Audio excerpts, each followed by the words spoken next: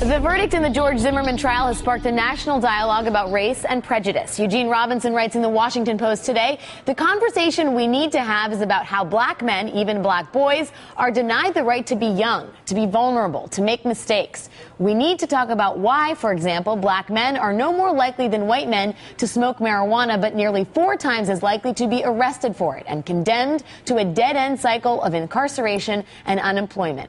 I call this racism. Eugene, I wanted to get to your piece today because I think it's really great and very powerful and has certainly been echoed across the country by people of color and people who are familiar with racial dynamics in this country. The denial of young black men to exist in society as young white men and young white women do.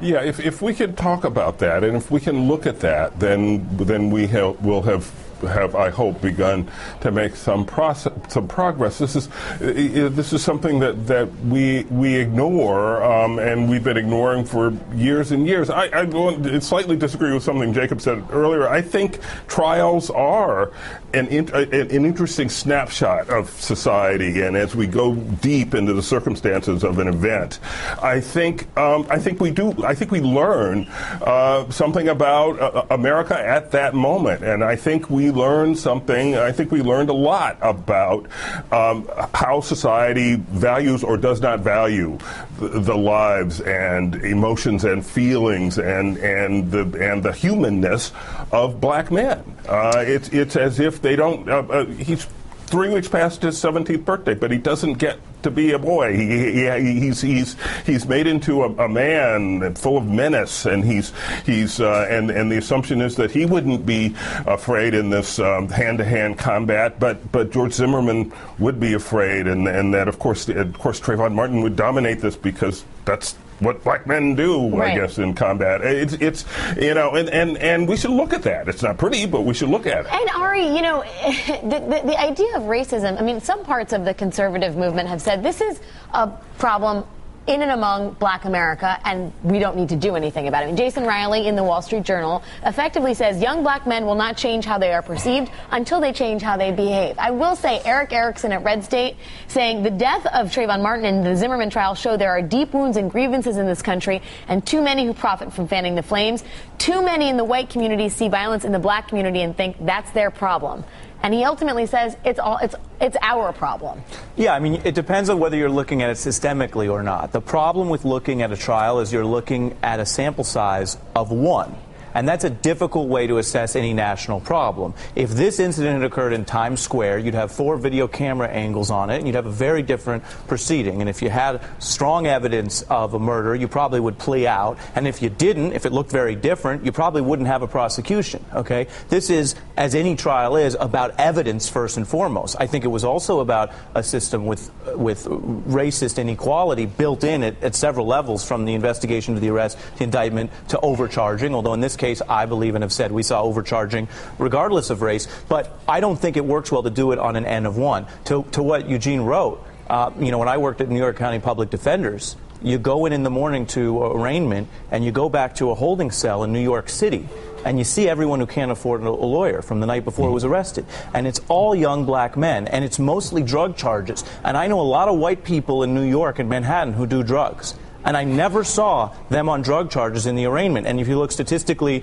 not double, not triple, but quadruple on marijuana alone. If you look at DNA databases and how things are collected by arrests and swabs, and then you have the first DNA database we're going to build in this country is of black America, right? So there's a lot of systemic issues, but we have to go beyond the sample size of 1 to hit them. And can we just make a point, too, and then Ari can probably back this up, that 98% of the time, if you go to court, you lose. You get convicted, right? Black men who are in the position of George Zimmerman, his attorney said, had he been black, he never would have been charged. Oh, yes, he would, and he would have been convicted, because that's what generally happens to black men. That's number one. And number 2, right, and number 2, to the Geraldo point about how black men dress and act, if you walk around on the Upper East Side on any fall day, all the white people that you see, a lot of the younger ones are wearing hoodies too. The hoodies are not just sold to black young men; they're sold to a lot of non-black young men. There is no race precondition. There's no race precondition. And Mark Zuckerberg wore a hoodie into the into the New York Stock Exchange. Exactly. If somebody like a neighborhood watch had seen Mark Zuckerberg walking into the stock exchange, would he have found him intimidating and followed him in to make sure that he wasn't somebody suspicious that looked like he was on drugs and something was wrong with him? No, because Mark Zuckerberg wears a hoodie and he's just a hipster. Here's the point when my older son was in high school, his voice sounds a lot like mine. I answered the phone at home one day,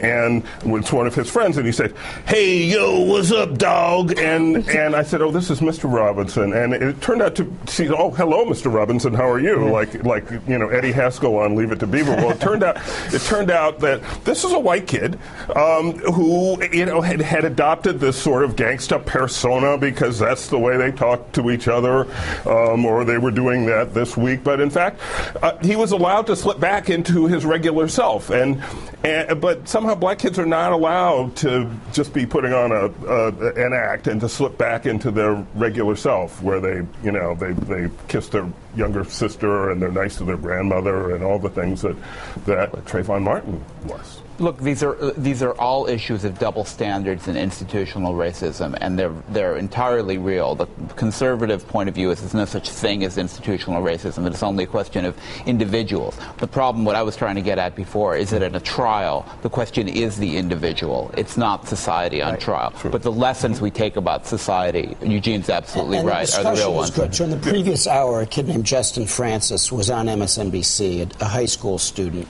young black kid, talking about the world from his perspective. We need more of that. If we're going to broaden this conversation, we have to hear about it from a lot of the kids who are actually affected. If there was anything good to come out of that trial, it was people trying to walk in Trayvon Martin's footsteps for a day or a night, as the case may be, and really bring to the fore the issue of how young black men are treated in society, both in the justice system and in society writ large. Eugene Robinson, thank you as always. I encourage everybody to go read that op-ed. We'll put it on our website later today.